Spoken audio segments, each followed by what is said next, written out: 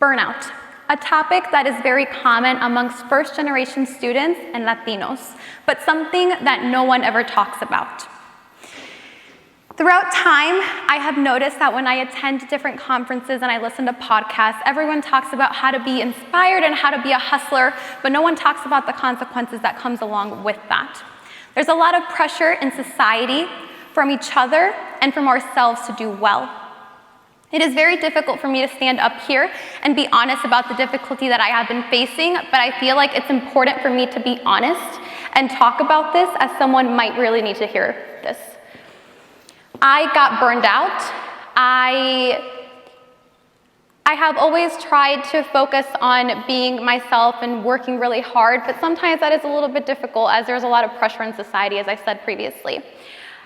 I started to compare myself a lot to other individuals, and I started to feel like everything I was doing wasn't enough. And ultimately, I was trying to make myself be this perfect person that wasn't who I was.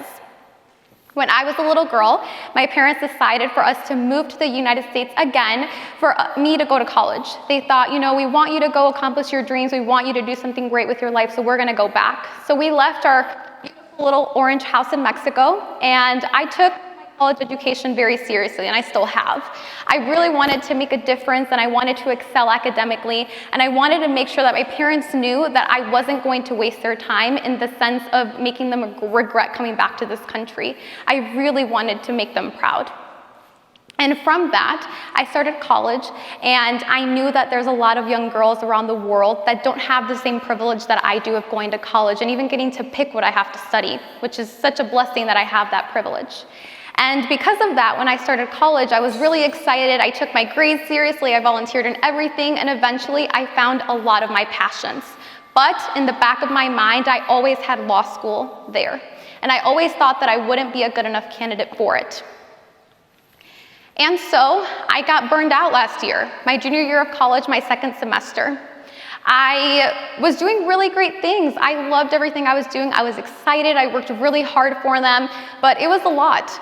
I had just finished working on a campaign. I had just gotten a congressional internship with Senator Durbin.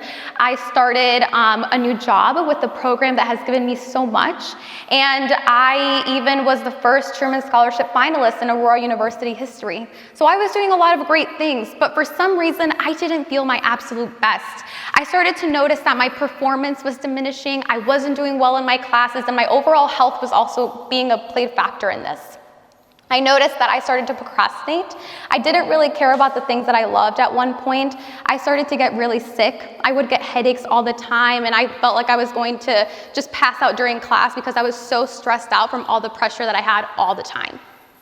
And so I never really told anyone about what I was feeling because I didn't want it to seem like I was complaining. Of course, we want to seem like we're girl bosses all the time and that we have everything together, but that's not always the situation, of course. And so I later on realized that I had this unhealthy habit of adding a lot of pressure to the things that I was doing.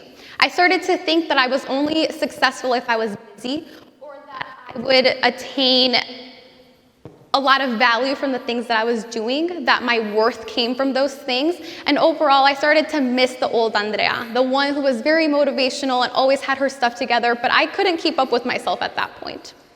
And so then, I didn't really want to believe what burnout was, but I remember listening to a YouTube video, and she was talking about how it's very excessive stress, emotional, physical, and mental. And I thought, that's exactly how I feel right now, because I love everything that I'm doing, but I just can't keep up. And I didn't really pay attention to the subject until a lot of people in my life who I don't talk to on an everyday basis started to talk to me about this. My boss at Senator Durbin's office talked to me in a private room, and she's like, Andrea, if you don't take care of your health, what's the point of working so hard for all this stuff if you can't even enjoy it? A good friend of mine, Representative Karina Villa, she left me a voicemail one day, and she's like, I think you should go to therapy. And I did. And my professor called me into his office one time, which was actually very humiliating for me, and told me that I wasn't doing well in his class. And it has always been the opposite for me. I've always done very well in school, and my work ethic had always been well. So in that moment, I knew that I needed to take a break. I knew that during the summer, I really needed to just focus on myself, and I really needed to take a step back.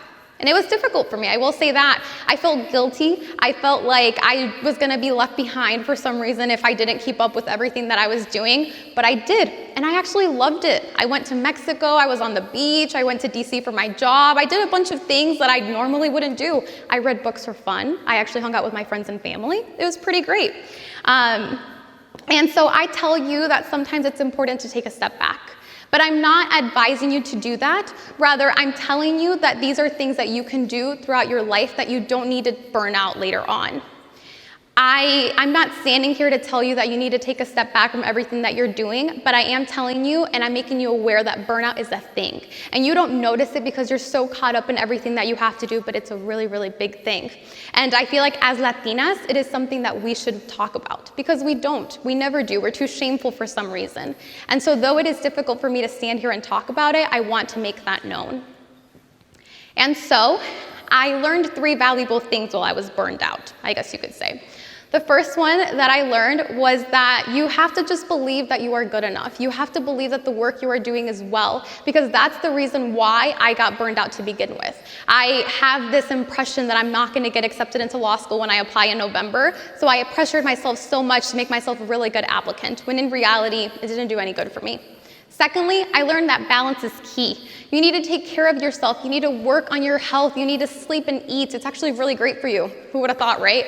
And lastly, I learned that you have to just remember your why. That's what actually helped me get out of my burnout, because I kind of lost focus of why I was even working so hard, but I took a step back, and every morning I asked myself 2 essential questions. What do I want out of life, and how will I get there? And that kind of rejuvenated me again to focus on what I really needed to do in my life. And so, like I said previously, I'm not here to tell you to take a step back, but I just want us to be aware of this entire issue. And so, I am Andrea Vallejo. I was burned out, but I'm not going to let it define me. I will get accepted into law school, and I will become an immigration attorney one day. Thank you.